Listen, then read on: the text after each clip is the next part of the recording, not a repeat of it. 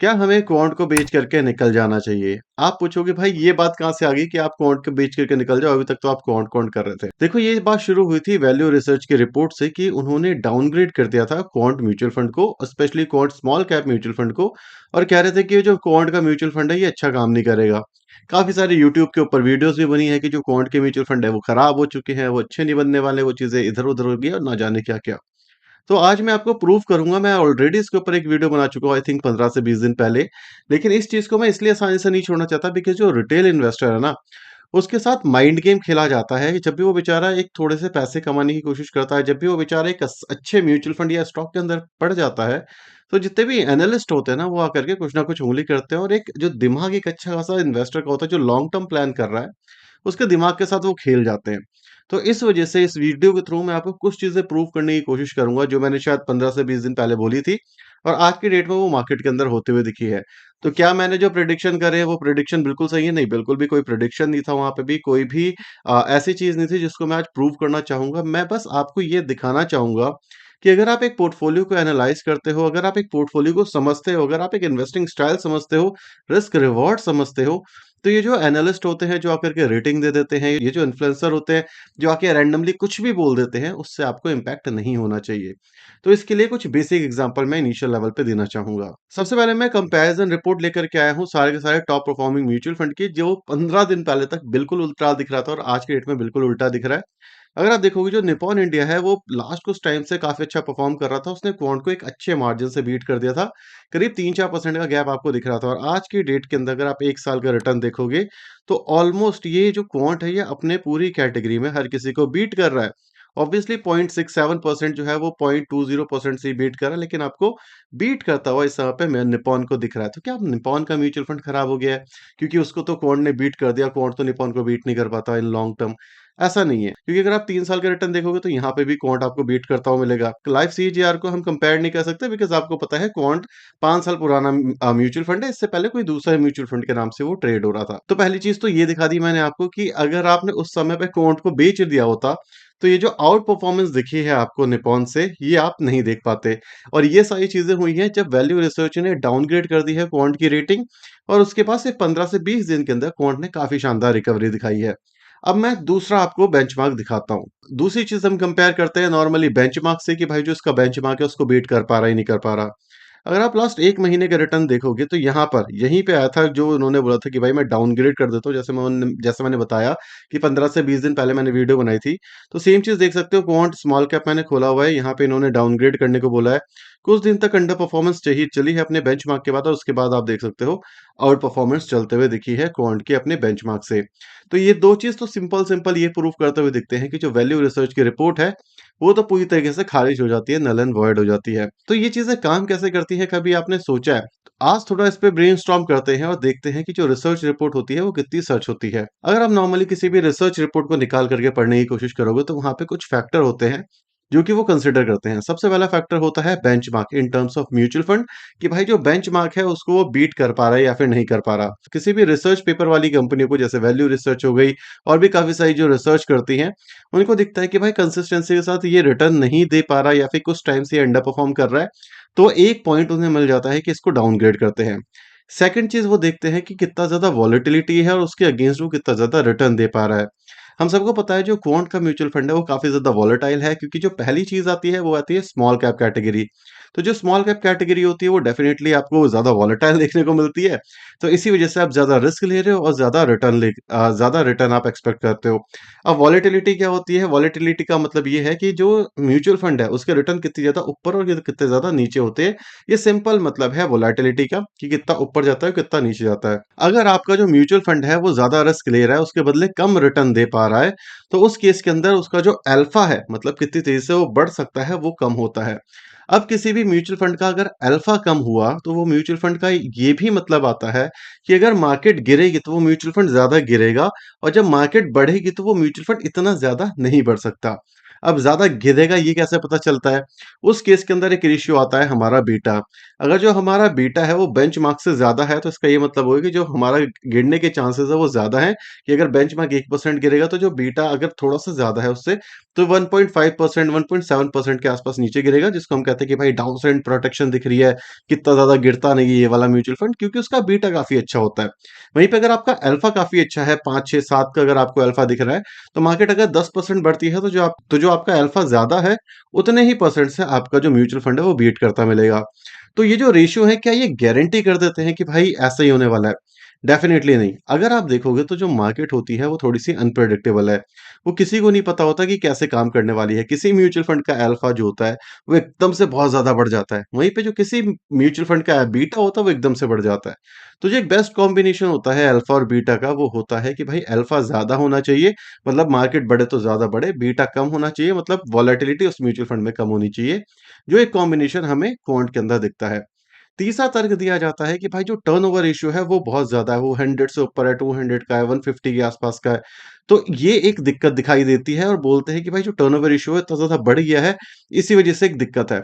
अब turnover ratio क्या होता है? सिंपली इस बात को आप समझने की कोशिश करो। टर्नओवर रेशियो का एक सिंपल सा मतलब है कि भाई जो आपका पोर्टफोलियो है वो कितनी तेज़ी से चेंज होता है। अगर मैं एक्सेस का एग्जांपल लेना चाहूँ, एक्सेस मिड कैप, स्मॉल कैप या किसी भी कैटेगरी के एक्सेस के फंड ले लो, तो उनका जो टर्नओवर रेशियो है वो आपको हमेशा कम दिखेगा, 20, 30 मैक्सिमम 50 के आसपास देखने को मिलता है। क्योंकि वो अपने पोर्टफोलियो को इतना ज़्यादा चेंज नहीं करते। जो कि अगर आप एक long term investing strategy follow कर रहे हो, जहाँ पे आपने बहुत सारे अच्छे स्टॉक्स पिक कर लिए, अपने पोर्टफोलियो में रख लिए, अब चाहे मार्केट नीचे जा रही है, चाहे मार्केट ऊपर जा रही है, आप इतने ज़्यादा चेंजेस नहीं कर रहे हो उस पोर्टफोलियो में, तो उस पोर्टफोलियो में मार्केट को आउट परफॉर्म करने की कैपेबिलिटी थोड़ी-सी कम हो जाती है। इसके पीछे रीज़न ये है क्योंकि हर समय पे मार्केट में अलग-अलग जो सेक्टर होते हैं, वो अच्छा परफ़ॉर्म कर रहे होते हैं। जैसे अगर आप 2020 में देखोगे, 2021 में देखोगे तो कौन से सेक्टर अच्छा परफ़ॉर्म कर रहे थे? आपको केमिकल सेक्टर अच्छा परफ़ॉर्म करता दिखेगा, ईवी सेक्टर अच्छा परफ़ॉर्म करता दिखेगा। अगर सेम तरीके के स्टॉक आप अपने पोर्टफोलियो में रखोगे और आप सोचोगे कि भाई 2023 और 24 के अंदर भी मुझे उसी लेवल के रिटर्न मिलेंगे, तो डेफ़िनिटली ऐसा नहीं होगा। क्यों? 2020 के अंदर कोविड आया था तो फार्मा कंपनियाँ अच्छी काम कर रही थी क्योंकि वहाँ पे ज़्यादा प्रोडक्ट मिल रहे थे, ज़्यादा दवाइयाँ बना पा रही थी, प्रोडक्शन ज़्यादा हो रही थी। एपीआई मैन्युफैक्चरिंग कंपनी आपको काफ़ी अच्छा रिज़ल्ट निकाल कर के दे रही थी। लैब वाली कंपनियाँ काफ़ी अच्छा रिज़ल्ट निकाल के दे पा रही थी बिकॉज़ वहाँ पे उनकी डिमांड ज़्यादा थी। अगर आप सेम चीज़ 2024 में लेकर के बैठे हुए हो तो यहाँ पे थोड़ी-सी दिक्कत होगी और इसी वजह से जिसका चर्निंग होता है, मतलब टर्नओवर रेशियो जिसके थोड़े से ज़्यादा होते हैं, वो क्या करती है, उनको दिख गया हाँ भाई अब क्या हो गया कि जो कोविड है वो चला गया, तो ये जो लैब वाली कंपनी है इसको निकालो, एपीआई वाली कंपनी है इसको निकालो, क्योंकि इनका रेवेन्यू एकदम से बढ़ गया है, रेवेन्यू कम आएगा, कंसोलिडेशन होगा कुछ टाइम तक, तो जो मेरा म्यूचुअल फंड है वो रिटर्न नहीं निकाल के ला पाएगा कंसिस्टेंसी के साथ। तो टर्नओवर रेशियो के अंदर क्या होगा कि आपने लंबे समय के लिए इन्वेस्ट करना है, तो कम टर्नओवर रेशियो वाली कंपनी के साथ आप जा सकते हो, कम टर्नओवर वाले म्यूचुअल फंड के साथ आप जा सकते हो। लेकिन वहीं पे अगर आपको चाहिए कि भाई कंसिस्टेंसी के साथ रिटर्न मिले, तो ज़्यादा टर्नओवर रेशियो ज़्यादातर केसेस में देखा गया है कि अच्छे तरीके से परफ़ॉर्म करता है। क्यों? क्योंकि अगर आपका ज़्यादा टर्नओवर रेशियो है, तो जो आपका म्यूचुअल फंड है, वो कर क्या रहा है? वो आपके लिए वो कंपनियाँ निकाल दे रहा है, जो कि एक बार चल चुकी हैं और आपके लिए वो कंपनियाँ ऐड कर रहा है, जो उसको लगता है कि फ्यूचर में काम करेंगी। तो क्या ये गारंटी आ जाता है कि जिसका टर्नओवर रेशियो ज़्यादा है, वो आपको अच्छे रिटर्न बना कर के देगी क्योंकि क्वांट का तो बहुत ज़्यादा है? ऐसा भी नहीं है। क्यों? क्योंकि वो फंड मैनेजर के दिमाग पे डिपेंड करता है, उसकी स्ट्रैटेजी पे डिपेंड करता है, उसकी फंडामेंटल एनालिसिस की टेक्नीक पे डिपेंड करता है कि वो कौन से सेक्टर के ऊपर बुलिश है और आपका पैसा किस सेक्टर के अंदर ज़्यादा जाएगा। अगर मैं अपनी बात करूँ, मुझे लगता है भाई फाइनेंस काफ़ी अच्छा जा सकता है, आईटी थोड़ा-सा अच्छा जा सकता है, इस लेवल के बाद मिड कैप और स्मॉल कैप आईटी काफ़ी अच्छे जा सकते हैं। तो अगर मेरे को एक पोर्टफोलियो बनाना होता तो मैं क्या करता, मैं उसके अंदर मैक्सिमम पैसा अपना फाइनेंस के अंदर रखता, फिर अपना पैसा जो है आईटी के अंदर रखता और उसके बाद मैं अपना पैसा कंज्यूमर ड्यूरेबल के अंदर रखता। और सेम तरीके से कोई दूसरा म्यूचुअल फंड हो सकता है कंस्ट्रक्शन इंजीनियरिंग कंपनी को रखेगा, हो सकता है रियल एस्टेट वाली कंपनियों को रखेगा, क्योंकि उसका स्ट्रैटेजी उस तरीके से काम करती है। तो टर्नओवर रेशियो अगर ज़्यादा है तो लोग जो बोलते हैं एनालिस्ट कि भाई टर्नओवर रेशियो ज़्यादा है, इसकी रेटिंग कम कर दो। ऐसा भी नहीं होता, अगर स्ट्रैटेजी अच्छा काम कर रही है तो टर्नओवर रेशियो ज़्यादा होने और कम होने से एग्ज़ैक्टली फ़र्क नहीं पड़ता। तो जो वैल्यू रिसर्च की रिपोर्ट आई थी, उसके अंदर मैंने लास्ट वीडियो के अंदर भी दिखाया था कि वो सिंपली ये कहते हैं कि भाई जो मार्केट सिचुएशन है, मार्केट कंडीशन है, उसके हिसाब से हमें ये लग रहा था कि यहाँ पे जो रिटर्न्स है वो कम हो सकते हैं। क्योंकि लास्ट 6 महीने, 3 महीने और 1 महीने में उसने अंडर परफ़ॉर्म करा है। तो हम क्या कर रहे हैं, हम इसकी रेटिंग कम कर देते हैं और ये वैल्यू रिसर्च ने अपने पास दिखाया हुआ है। आप मेरा पार्ट 1 जाके ज़रूर देखना। अब जो एक रिटेल इन्वेस्टर है उसके साथ मेजर दिक्कत ये आती है, वो वैल्यू रिसर्च हो गया क्योंकि ये बड़ी रिसर्च कंपनियां हैं। ये काफी बड़े बड़े एनालिस्ट होते हैं, जैसे मोतीलाल ओसवाल के भी एनालिस्ट होते हैं जो रिसर्च पेपर पब्लिश करते हैं। तो अगर आप उनको बहुत ज्यादा पढ़ोगे, उनके ऊपर बहुत ज्यादा ध्यान दोगे, तो आप कहीं ना कहीं परेशान रहने वाले हो, क्योंकि वो कभी किसी म्यूचुअल फंड या किसी स्टॉक के एकदम से बोल देंगे भाई इसकी रेटिंग बहुत ज्यादा अच्छी है, तो क्या गारंटी हो गया वो स्टॉक चलेगा? नहीं, गारंटी नहीं होता। तो इसी वजह से अगर एक जो रिटेल इन्वेस्टर है वो इतना ज्यादा न्यूज़ कंज़्यूम करेगा, तो वो क्या करेगा, वो हमेशा बेचने की कोशिश करेगा और खरीदने की कोशिश करेगा। जैसे मैंने आपको कुछ टाइम पहले ही दिखाया है कि अगर आप क्वांट को कुछ टाइम पहले बेच चुके होते, तो क्या आपके रिटर्न बन चुके होते? नहीं, उस समय पे जो आपके रिटर्न है वो नहीं बने होते। क्यों? क्योंकि आप बेच के एग्ज़िट कर चुके होते और आप दोबारा एंट्री करने की कोशिश कर रहे होते, क्योंकि आपको दिख जाता कि जो क्वांट है वो वापस से कंसिस्टेंट कंपाउंडर बन चुका है। क्वांट म्यूचुअल फंड ने लास्ट 3 साल के अंदर करीब-करीब 300% तक के रिटर्न दिए हैं, मतलब जो आपका पैसा है करीब-करीब 3 गुना तक बढ़ा दिया है। तो अगर किसी म्यूचुअल फंड ने 3 गुना आपका पैसा बढ़ा दिया और कुछ टाइम के लिए अंडर परफॉर्मेंस में चला गया, तो मेरे हिसाब से ये कोई बड़ी बात नहीं है। ये एक नॉर्मल सिनेरियो है, जब भी एक म्यूचुअल फंड बहुत अच्छे रिटर्न दे देता है, तो थोड़े टाइम तक वो कंसोलिडेट करता है, क्योंकि वहाँ पे वो पुराने स्टॉक्स को बेच रहे होते हैं, नए स्टॉक्स को ऐड कर रहे होते हैं, जो नए स्टॉक उन्होंने लिए होते हैं। ऐसा भी नहीं होता कि डे 1 से वो स्टॉक परफॉर्म करने लगेंगे, क्योंकि हर एक म्यूचुअल फंड के अंदर जो स्टॉक है, जब तक वो परफॉर्म नहीं करेंगे, वो म्यूचुअल फंड परफॉर्म नहीं करेगा। तो इसी वजह से अगर आप कोई म्यूचुअल फंड ले रहे हो, तो उसके अंदर जो मेन चीज़ आपको ध्यान रखनी है, alpha, beta, turnover ratio, standard deviation, ये सब एक अच्छी बात है। ये आपका सेकंड लेवल ऑफ एनालिसिस ज़रूर होना चाहिए। लेकिन जो आपका फर्स्ट लेवल ऑफ एनालिसिस है, जिस भी आप म्यूचुअल फंड में जा रहे हो, उसके अंदर मेन चीज़ आपको देखनी है कि सबसे पहले जो फंड मैनेजर की स्ट्रैटेजी है, उसकी इन्वेस्टिंग स्टाइल है, क्या वो आपके थॉट प्रोसेस से मैच करती है? हो सकता है आप एक वैल्यू इन्वेस्टर हो, कि आपने बहुत अच्छी-अच्छी कंपनियाँ पिक कर ली, अब आप उस कंपनियों के अंदर इन्वेस्ट करना चाहते हो 10 साल तक। आपके लिए एक्सेस बुरा है? नहीं, आपके लिए एक्सेस बहुत अच्छा है, क्योंकि वो अपना पोर्टफोलियो चेंज नहीं करता। लेकिन अगर आप एक ऐसे इन्वेस्टर हो जो उसको मोमेंटम देखना पसंद है, जिसको पता चल गया भाई मार्केट में रिटर्न आए हैं, मेरा पोर्टफोलियो रेड में है, मेरे को बड़ी दिक्कत वाली बात है, मेरा पोर्टफोलियो भी ग्रीन में होना चाहिए था। तब आप एक उस तरीके के इन्वेस्टर हो जहाँ पे आपको जब ग्रोथ दिखे ना, तो आपका जो म्यूचुअल फंड है वो आपको रिटर्न ज़्यादा दे। ये इस केस में ये हो सकता है कि वो तो चर्न, या तो अपने पोर्टफोलियो को चर्न करेगा, या फिर मोमेंटम को ट्रेस करेगा कि मोमेंटम किस-किस स्टॉक में आ रहा है, तो उस केस के अंदर दोबारा से टर्नओवर रेशियो बढ़ जाएगा। तो ये डिपेंड करता है कि आपकी इन्वेस्टिंग स्टाइल मैच होती है या नहीं होती उस फंड मैनेजर से बेसिकली। अब जो सेकंड चीज़ आपको देखनी है कि जो उसका पोर्टफोलियो है, किसी भी टाइम के अंदर आप म्यूचुअल फंड को लेने से पहले उसका पोर्टफोलियो ज़रूर देखो। उसके स्टार्टिंग के 10 से 12 स्टॉक आप देख लोगे, तो आपको एक बेसिक आइडिया मिल जाएगा, किस तरीके का वो म्यूचुअल फंड है और किस तरीके की उसकी इन्वेस्टिंग है। जैसे इस अगर आप इस समय पे जाकर के एक्सिस का म्यूचुअल फंड देखते हो, लार्ज कैप कैटेगरी की अगर मैं बात कर लूँ, क्योंकि मुझे वही याद है इस समय पे, तो उसके अंदर आपको दिखेगा DMart, Bajaj finance, HDFC bank, और ये ऐसे स्टॉक्स हैं जो कि चल नहीं रहे हैं इस समय पे। क्यों नहीं चल रहे हैं? क्या फंडामेंटली प्रॉब्लम है? शायद एवेन्यू सुपरमार्ट के साथ डीमार्ट के साथ थोड़ी-सी प्रॉब्लम है, बिकॉज़ उसका पीई थोड़ा-सा हाई है। लेकिन क्या वो परमानेंट नहीं चलेगा? नहीं, ऐसा भी नहीं है कि परमानेंट नहीं चलेगा। तो इसी वजह से जब आप वैल्यू इन्वेस्टिंग करते हो, तो आपको स्टार्टिंग के 10-12 स्टॉक देख के पता चल जाता है कि अच्छा इसने डीमार्ट खरीदा हुआ है, तो एक मुझे ये लगता है कि जो फंड मैनेजर है ना, ये सोच रहा है कि भाई आने वाले टाइम पे चलेगा, तो उसने 5-6 साल के लिए लिया हुआ है। सेम चीज़ बजाज फाइनेंस है, सेम चीज़ एचडीएफसी बैंक के साथ है।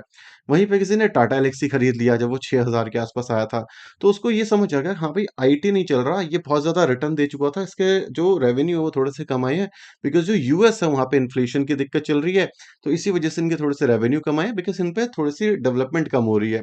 ये एक हाइपोथेटिकल एग्ज़ाम्पल है। तो आपको ये समझ आया कि हाँ भाई डेवलपमेंट कम हो रही है, तो आने वाले टाइम पे वापस से जो प्रोडक्ट ये बनाते हैं, जो डिज़ाइन ये क्रिएट करते हैं, जो ये प्रोडक्ट बनाते हैं, इसकी डिमांड वापस से आएगी मार्केट के अंदर। तो आपने 6000 के आस-पास खरीद लिया टाटा एल्क्सी। उस केस में अब आप देखोगे तो टाटा एल्क्सी 7000 साढ़े 7000 के आस-पास आ चुका है। सेम चीज़ पेज के साथ होगा। तो जब आप इस तरीके से एनालाइज़ करोगे ना किसी भी म्यूचुअल फंड को, कि डीप में जाओगे उसके पोर्टफोलियो के अंदर, तो आपको एक थॉट प्रोसेस समझ आ जाएगा। तो आपने देख लिया भाई पोर्टफोलियो कैसा है। उसके बाद आपका एक्सपेंस रेशियो आ गया, आपने देख लिया कंसिस्टेंस कंपाउंडर भी रहा हुआ है, तो ये तो फर्स्ट लेवल हो गया। देन सेकंड लेवल में आप जाकर के अल्फा देखोगे, बीटा देखोगे, स्टैंडर्ड डिवीजन देखोगे, एक्सपेंस रेशियो पे थोड़ा और एनालाइज़ करोगे, फिर आप देखोगे कि भाई फंड मैनेजर चेंज तो नहीं हो गया, तो ये आती है थर्ड लेवल की एनालिसिस। लेकिन अगर आप फर्स्ट लेवल एनालिसिस अच्छे से कर लेते हो, तो ये जो रिसर्च पेपर आपको बहुत ज़्यादा इम्पैक्ट करता है, ये नहीं करेगा। क्या ये सिर्फ़ और सिर्फ़ क्वांट के लिए अवेलेबल है? आप पे एक क्वेश्चन आना चाहिए कि भाई ये जो इतनी सारी कहानी आपने बताई, क्या ये सिर्फ़ क्वांट के लिए मेरे को सीखनी चाहिए? मेरे हिसाब से नहीं। आप मार्केट के अंदर कोई भी म्यूचुअल फंड उठा लो, चाहे क्वांट का उठा लो, चाहे एक्सिस का उठा लो, चाहे कोई भी, बिकॉज़ आज से 4 साल पहले लोग एक्सिस एक्सिस कर रहे थे, आज क्वांट कर रहे हैं, कुछ टाइम बाद निप्पॉन करेंगे, फिर उसके बाद मोतीलाल करेंगे, ये चीज़ें चलती रहती हैं, ठीक है? तो इसको इतना ज़्यादा ध्यान नहीं देना होता इसपे। आपको बस ये देखना होता है कि अगर आपकी इन्वेस्टिंग स्टाइल से मैच करती है, बहुत लंबा अंडर परफॉर्मेंस नहीं है, फंड मैनेजर चेंज नहीं हुआ, तो आप उसको होल्ड कर सकते हो। और जब आप ये सारी चीज़ें कर लेते हो, ये सारी चीज़ें समझ लेते हो, तो उसके बाद आपको एक ट्रस्ट बिल्ड होता है, जो कि आपकी खुद की नॉलेज के बेस पे क्रिएट होता है। अब अगर मैं आपसे बोल दूँ कि क्या भाई आप एक्सेस के अंदर इन्वेस्ट कर दो और 4 साल तक पोर्टफोलियो मत देखना। मुझे पता है जो ज़्यादातर रिटेल इन्वेस्टर है, वो हर दिन अपना पोर्टफोलियो देखते हैं कि भाई आज ₹10 बढ़ गया, आज ₹10 कम हो गया। तो इसी वजह से जब तक आपको ट्रस्ट नहीं होगा अपने प्रोसेस पे, आपका खुद मन नहीं करेगा वहाँ पे घुसने का, तो आप क्या करोगे, आप हमेशा रिसर्च एनालिस्ट पढ़ोगे और न्यूज़ कंज़्यूम करोगे और दिक्कत ये है कि हम यूट्यूब वाली जनरेशन में हैं, जहाँ पे जो न्यूज़ है, वो बहुत ही तेज़ी से स्प्रेड होती है और आप चेक नहीं कर सकते कि वो न्यूज़ सही है या फिर गलत है। तो आपको एक ऐसा सोर्स चाहिए होगा जो आपको एटलीस्ट उसके पीछे का लॉजिक बता पाए कि भाई ये जो न्यूज़ है, ये सही है या गलत है, बिकॉज़ आज क्वांट अच्छा है। मैं मान लेता हूँ, मैं नहीं कह रहा कि बेचो, इवन मैंने तो पहले भी नहीं बोला था उसको बेचना चाहिए। लेकिन हो सकता है कल को क्वांट खराब हो जाए, तो आप बोलोगे जा करके उस इन्फ्लुएंसर को, भाई आप तो क्वांट को अच्छा कर रहे थे। नहीं, उस बंदे ने आपको इस सामने सारे के सारे तर्क रखे, सारे के सारे एनालिस्ट रिपोर्ट रखी, सारी की सारी चीज़ें रखी जिस वज़ह से वो अच्छा है।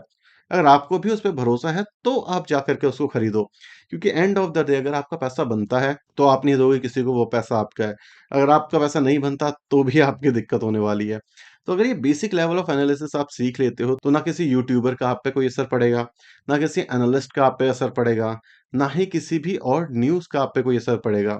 अगर इस यहाँ पे एक बहुत अच्छी लड़ाई हो जाती है या फिर जो इलेक्शन है वो थोड़ा-सा गलत हो जाता है, जो स्मॉल कैप है क्रैश होंगे गंदी तरीके से। उस केस के अंदर सब बोलेंगे यार क्रैश हो गया, क्रैश हो गया, क्रैश हो गया, आपने बोला था खरीदने के लिए। नहीं, आपने खरीदा, आपको समझ में आना चाहिए कि मार्केट गिरी है तो मार्केट वापस से रिकवर कर जाएगी। तो ये कुछ ऐसे सिनेरियो हैं जो एक रिटेल इन्वेस्टर को समझना चाहिए और ये डाउनग्रेड, अपग्रेड रेटिंग चलती रहती है। मैंने आपको सामने प्रूव कर दिया कि अगर वैल्यू रिसर्च इतना ही अच्छा था तो क्यों चली। अब अगर ये 4 दिन बाद, 10 दिन बाद ये गिर जाएगा ना, तो सेम ही वीडियो पे कमेंट आएगा कि देखो वैल्यू रिसर्च ने बोला था गिर गया। नहीं, शॉर्ट टर्म में कोई प्रेडिक्ट नहीं कर सकता, ना वैल्यू रिसर्च, ना मैं, ना ही दुनिया का कोई और इंसान। सिर्फ़ और सिर्फ़ भगवान है जो बता सकते हैं ये चीज़, जो कि हमें आकर के बताएँगे नहीं। तो इसी वजह से अपनी नॉलेज को बढ़ाने पे फ़ोकस करो, ये रिसर्च, रिपोर्ट, न्यूज़ इस पे ज़्यादा ध्यान नहीं देना है। मेरी साइड से डेफ़िनिटली मुझे नहीं लगता कि इस समय पे भी बेचने की ज़रूरत है। अच्छा म्यूचुअल फंड है, अच्छे तरीके से रिकवर कर रहा है, काम कर रहा है। तो मेरे हिसाब से लॉन्ग टर्म के लिए इसके अंदर बना रहा जा सकता है। अगर इससे रिलेटेड आपके पास भी कोई क्वेश्चन है तो आप इस वीडियो के अंदर छोड़ सकते हो। मैं जो भी नया Q&A बनाऊँगा, उसके अंदर आपको वो क्वेश्चन के आंसर देखने को मिलने वाले हैं। और कुछ टाइम से Q&A नहीं आ रहा बिकॉज़ यहाँ पे बहुत ज़्यादा पंगे चल रहे हैं। मैं किसी वीडियो में बताऊँगा कि लास्ट 1 हफ्ता कितना बड़ा स्ट्रगलफुल रहा है मेरे लिए, तो उसकी बात किसी और वीडियो में करेंगे। अगर ऐसी वीडियो आपको पसंद आती है तो वीडियो को लाइक और चैनल को सब्सक्राइब करना बिल्कुल मत भूलना। Thank you so much for watching this video. Tata, bye-bye, signing off.